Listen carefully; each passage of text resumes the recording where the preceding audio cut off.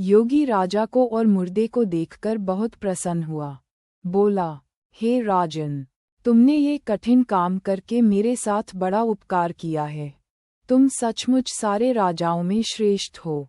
इतना कहकर उसने मुर्दे को उसके कंधे से उतार लिया और उसे स्नान कराकर फूलों की मालाओं से सजाकर रख दिया। फिर मंत्र बल से बेताल का आवाहन करके उसकी पूजा की। पूजा के बाद उसने राजा से कहा, हे राजन, तुम शीश झुकाकर इसे प्रणाम करो। राजा को बेताल की बात याद आ गई। उसने कहा, मैं राजा हूँ, मैंने कभी किसी को सिर नहीं झुकाया। आप पहले सिर झुकाकर बता दीजिए। योगी ने जैसे ही सिर झुकाया, राजा ने तलवार से उसका सिर काट दिया। बेताल बड़ा खुश हुआ।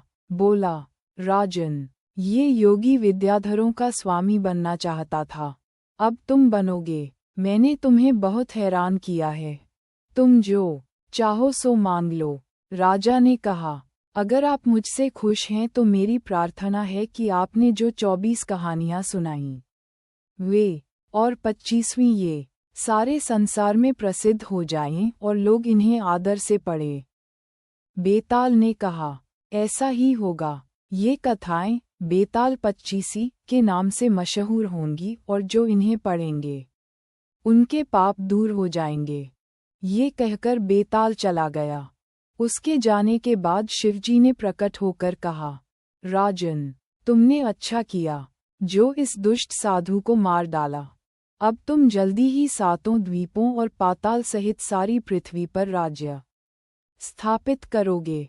इसके बाद शिवजी अंतर्धान हो गए। काम पूरे करके राजा शमशान से नगर में आ गया।